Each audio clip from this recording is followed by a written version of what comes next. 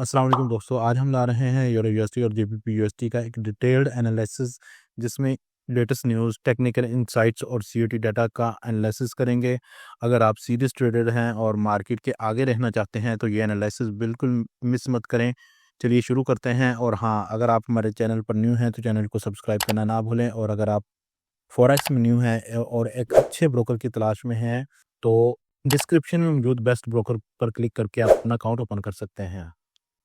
तो दोस्तों, सबसे पहले बात करते हैं लास्ट वीक में होने वाले मेजर न्यूज़ इवेंट्स के बारे में, जिसमें सबसे पहले हमारे पास फेडरल रिजर्व पॉलिसी है। फेड ने इंटरेस्ट रेट जो है वो 4.25 से लेकर 4.50% पर ही होल्ड रखा है। जैसा कि हमने लास्ट वीक के एनालिसिस में भी आपको बताया था कि हमारे पास जो इस वक्त एक्सपेक्टेशंस हैं वो यही है कि होल्ड जो रेट है वो कट नहीं होगा और सेम रहेगा। और यहाँ पर इस वीक में हमें जो है वो पॉवल ने क्लियर कर दिया है कि रेट कट्स में कोई जल्दी नहीं होगी,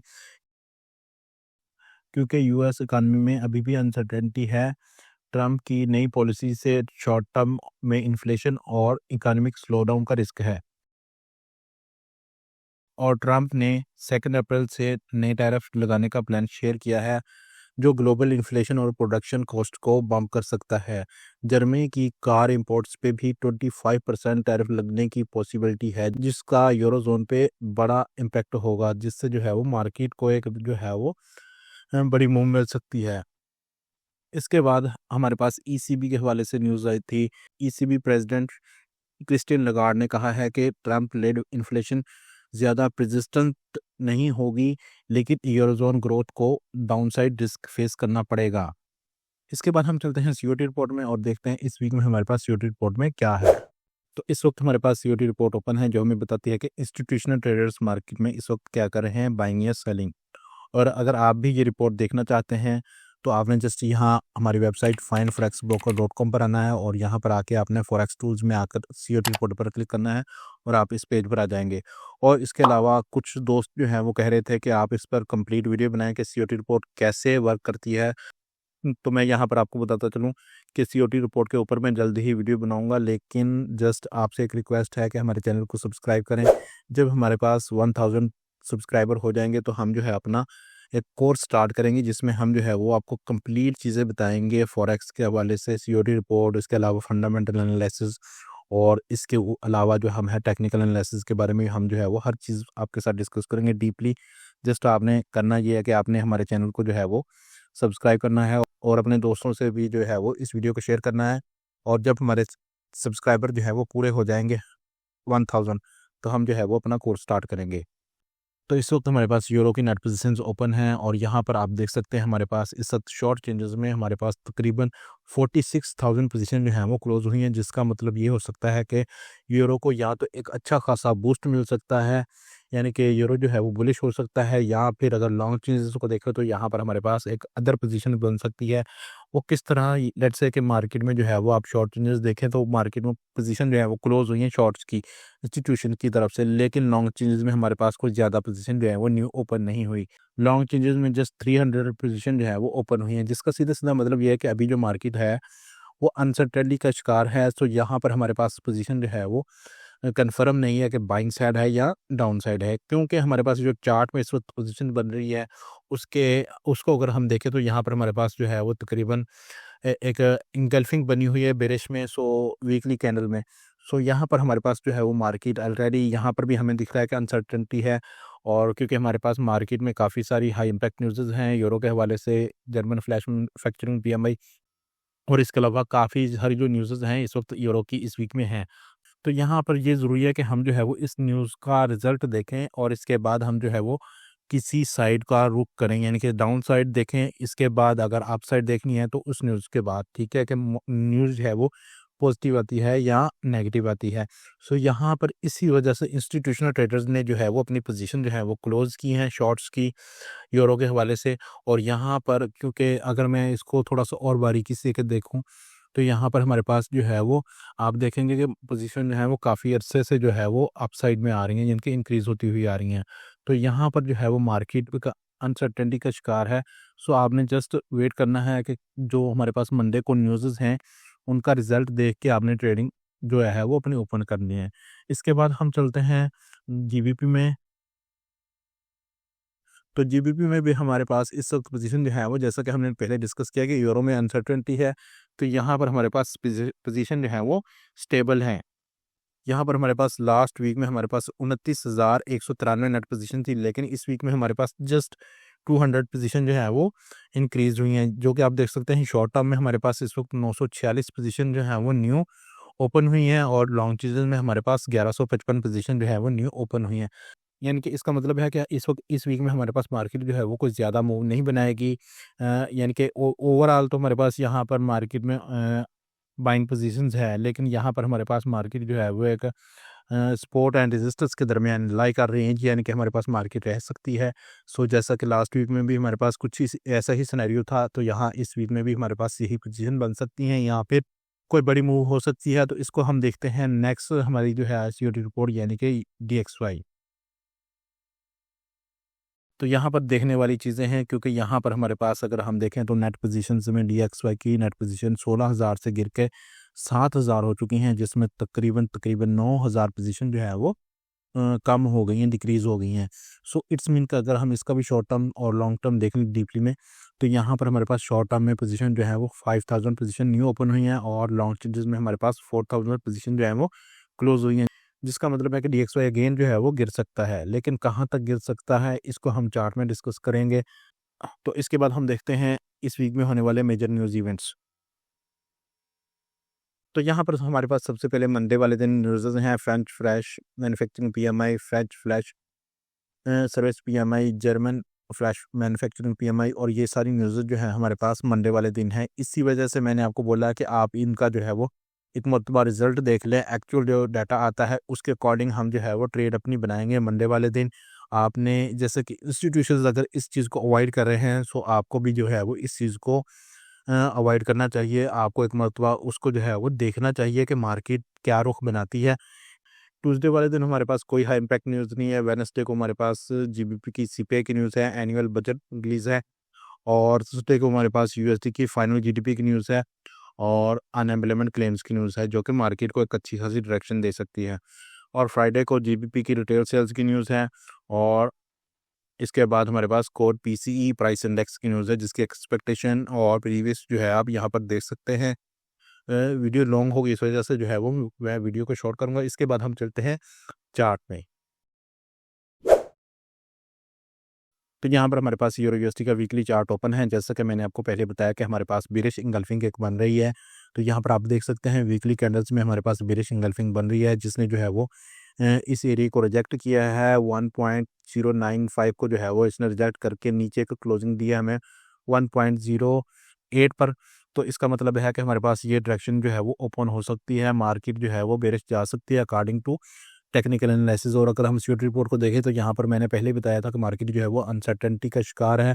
तो यहाँ पर जो है वो अगेन हम इसको मज़ीद डिस्कस करेंगे डे वन में, कि डे वन में हमारे पास क्या पोजीशंस बन सकती हैं, क्या सपोर्ट हैं, क्या रेजिस्टेंस है, क्या ब्रेकआउट्स हैं, क्या नहीं हुए, सब जो है हम इसको आगे चल के डिस्कस करेंगे। लेकिन हमारे पास अगर ये एरिया ब्रेक होता है, तो हमारे पास ये एरिया जो है वो ओपन हो सकता है। ये वाली सपोर्ट जो है वो 1.06 वाली सपोर्ट जो है वो ओपन हो सकती है। तो हम डे वन में देखते हैं, डे वन में हमारे पास क्या चीज़ें इस वक्त जो है वो चल रही हैं।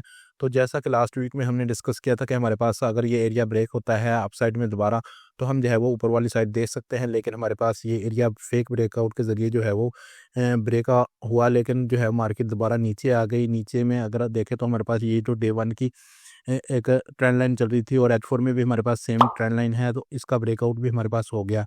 लेकिन यहाँ पर अब जो है हमारे पास मेन जो हमारी सपोर्ट है, इसका अभी तक ब्रेकआउट नहीं हुआ। अगर ये एरिया ब्रेक होता है, तो हमारे पास जो है वो ये डायरेक्शन ओपन हो जाएगी। और अगर ये डायरेक्शन ओपन होती है, तो आपको मालूम ही है कि हमारे पास ये जो ट्रेंड लाइन है, इसका रीटेस्ट भी हो जाएगा, और ये एरिया जो हमारा ब्रेक हुआ था, इसका भी जो है वो रीटेस्ट हो जाएगा। तो यहाँ पर नेक्स्ट वीक में हमारे पास काफ़ी सारी हाई इम्पैक्ट न्यूज़ हैं, जिसकी वजह से मार्केट जो है वो एक अच्छी खासी मूव बना सकती है, या तो अप साइड या फिर डाउन साइड, या फिर अचानक मार्केट नीचे आके ऊपर साइड जा सकती है। सो हमने जो है वो कोशिश ये करनी है कि हम जो है वो ये न्यूज़ का वेट करें, न्यूज़ के रिज़ल्ट का वेट करें, और इसके बाद हम जो है वो कोई एंट्री का आइडिया बनाएँ।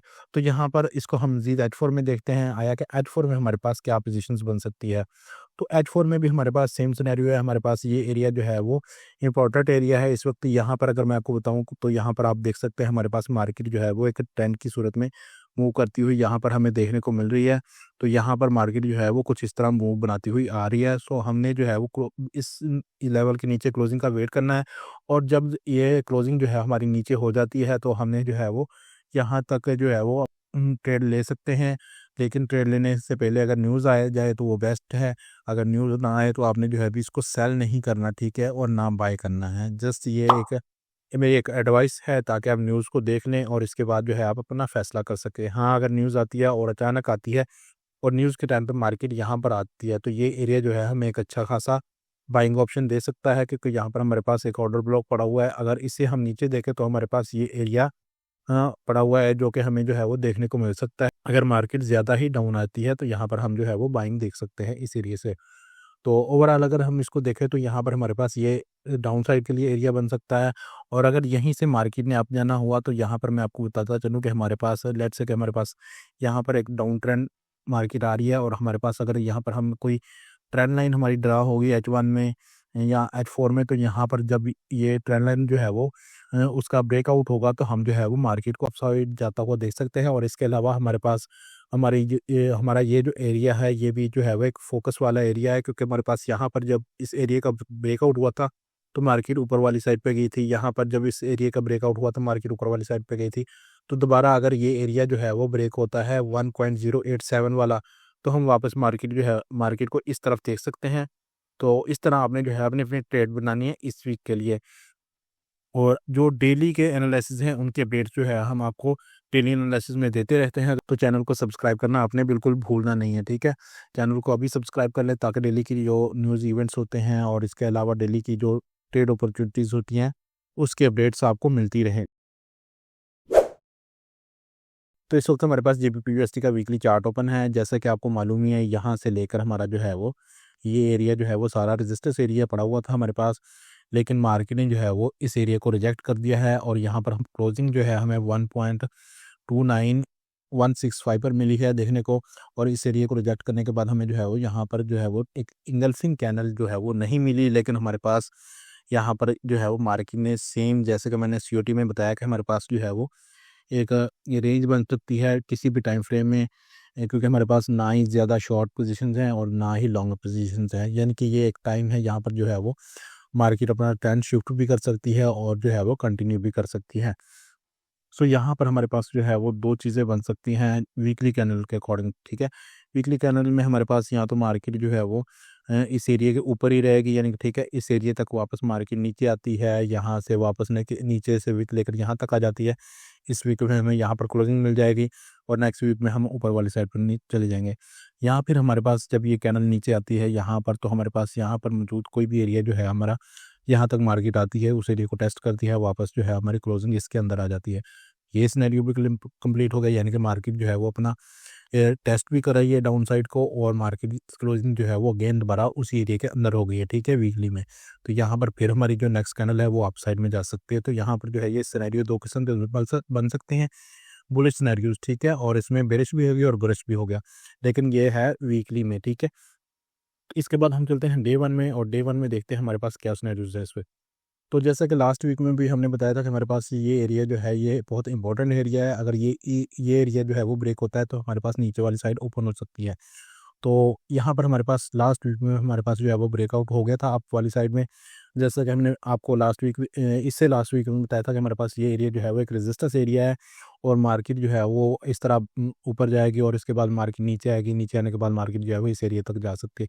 लेकिन मार्केट ने जो है वो बाकायदा सेम मूव बनाई, ठीक है। ऊपर हमें यहाँ इस कैंडल ने ऊपर क्लोजिंग दी है, उसके बाद ये कैंडल ने रिटेस्ट किया, ऊपर क्लोजिंग दी, और इसके बाद इसने भी सेम सिनेरियो किया, ठीक है। हमारा यानी कि यहाँ पर जो है वो एक ये जो हमारी माइनर रेजिस्टेंस है इसका ब्रेकआउट कर दिया मार्केट ने। लेकिन हमारे पास थर्सडे का जब फेड रेट आया तो हमारे पास मार्केट ने जो है वो डाउन साइड मूव दिखाई है, क्योंकि यहाँ पर हमारे पास जो है वो डॉलर स्ट्रांग हुआ था, और मार्केट ने जो है वो यहाँ पर हमें एक बेरिश मूव दी यहाँ तक, और मार्केट ने जो है वो यहाँ पर एक जो डे 1 की माइनर सपोर्ट थी उसको ब्रेकआउट करके जो है वो नीचे क्लोजिंग हमें दिखाई है। लेकिन हमारे पास मेन जो सपोर्ट है इस वक्त ये वाला एरिया है, और इसके अलावा अगर हम इसमें फीबो लगाएं और देखें कि हमारे पास कौन से लेवल जो है वो इस वक्त गोल्डन लेवल हैं, तो यहाँ पर हम उसको देखते हैं। तो यहाँ पर इसको लो लेते हैं, और यहाँ पर इस वक्त हमारे पास ये वाला एरिया हाई है। तो यहाँ पर हमारे पास ये वाला एरिया जो है वो यहाँ से लेकर यहाँ तक जो है गोल्डन एरिया है, और ये वही एरिया है जो कि हमारे पहले रेजिस्टेंस थी और अब सपोर्ट में कन्वर्ट हो चुकी है। इसका मकसद ये है कि हमारे पास अब जब ये एरिया ब्रेक होता है तो हमारे पास यहाँ तक मार्केट आ सकती है, और बाकायदा जब यहाँ तक मार्केट आएगी तो आपको मालूम ही है मार्केट जो है वो वापस दोबारा एक मर्तबा उठने की कोशिश करेगी। लेकिन हमारे पास यहाँ पर 2 किस्म के लेवल्स हैं, और ये और एक ये।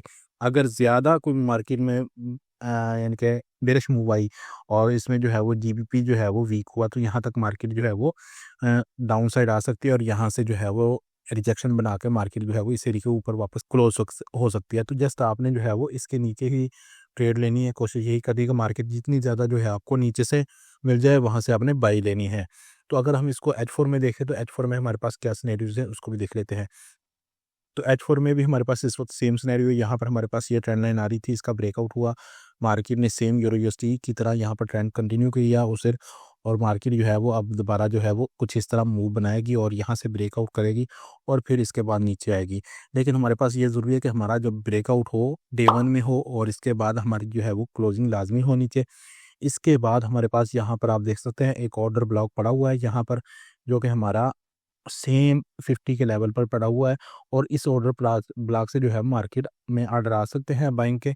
और यहाँ से जब ऑर्डर ब्लॉक में ऑर्डर लगने स्टार्ट होंगे तो मार्केट जो है वो यहाँ तक जो है वो हमें ऑर्डर पिक करती हुई नज़र आ सकती है, और यहाँ से रिजेक्शन देके हमारी जो क्लोजिंग है इसके अंदर आ सकती है। सो आपने जो है वो इस ट्रेड को जो है आपने मिस नहीं करना, और आपने बहुत एहतियात से इसमें ट्रेड लेनी है बाई की, और एक तरीक़ेकार के मुताबिक लेनी है, ठीक है। आई होप कि यहाँ तक आपको समझ आ गया होगा, और जो हमारे डेली एनालिसिस है उसमें हम जो है वो आपको बताते रहते हैं कि इस वक्त क्या पोजीशन बन रही है और क्या नहीं बन रही है। और इसके बाद हम जो है वो गोल्ड के एनालिसिस आपके साथ शेयर करेंगे, तो आपने वो भी वॉच करने हैं। और तो दोस्तों ये था आज की डिटेल्ड एनालिसिस यूरो यूएसडी और जीबीपी यूएसडी पेयर्स का। अगर आपको ये एनालिसिस पसंद आया है तो लाइक, शेयर और सब्सक्राइब करना मत भूलना। कमेंट में अपना व्यू ज़रूर शेयर करें। आपको क्या लगता है ट्रंप के नए टैरिफ से मार्केट और नीचे जाएगा या रिबाउंड करेगा? मिलते हैं नेक्स्ट वीडियो में, तब तक सेफ ट्रेडिंग और अल्लाह हाफिज़।